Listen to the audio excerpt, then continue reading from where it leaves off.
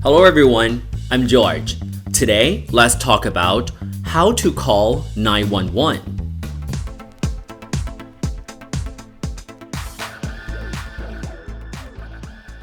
Today what we're going to talk about is very serious. Accidents happen. Life is unpredictable. When accidents happen, either to you, your family, or to strangers around you, you might have to call 911 to ask for assistance. But what if you're in a country that speaks English? Do you know what to say? Or do you know what to expect? Today we're just going to be talking about what to expect if you're calling 911. Of course, depending on different countries you go to, you might have to call a different number. For example, in Australia, it's 3 zeros. In New Zealand, it's 3 ones. In Japan or in Korea, it is 119, the same as in Taiwan.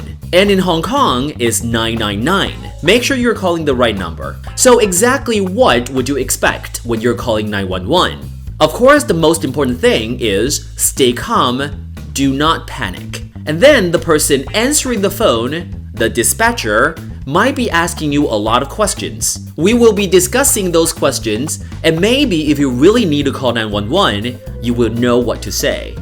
Number 1. Where is the emergency? Where is the emergency?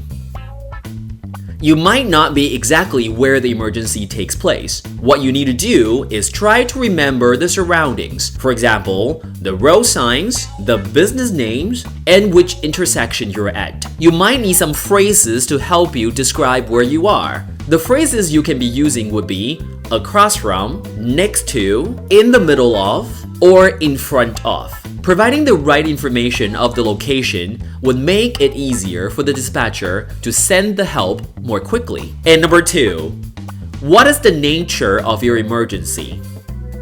What is the nature of your emergency? Here, nature does not mean Mother Nature, like the trees or the birds. Nature here means what exactly the essence of the emergency is. For example, is it a car accident? Is it a fire? Is it a robbery? In some areas, the dispatchers would have to connect you to the right department. So providing what the nature of the emergency is would help them get you through to the right department. Maybe you need the assistance of law enforcement, the police, or medical assistants, paramedics, some doctors or nurses, or sometimes firefighters. It depends on what kind of emergency you have. So it is very important that you give the right nature of the emergency and you would get the right help. Number 3, what exactly happened? What exactly happened?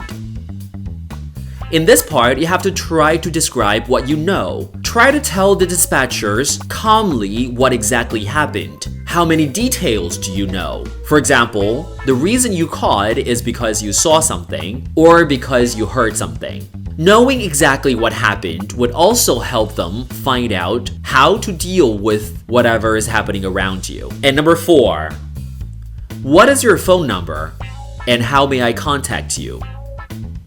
What is your phone number and how may I contact you?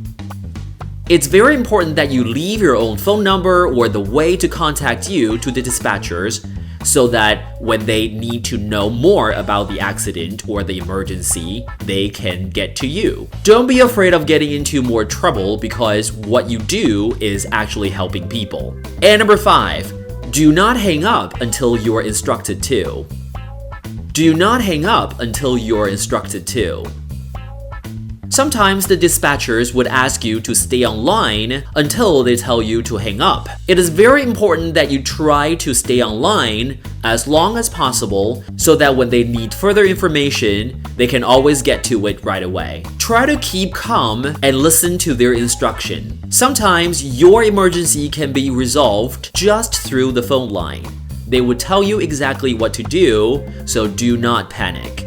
Now you know roughly what would happen if you call 911. Maybe next time, if you really need to do this, you wouldn't panic that much. Of course, I really do not want this to happen to any one of you, but it's always nice to get ready. I'll see you next time. Bye!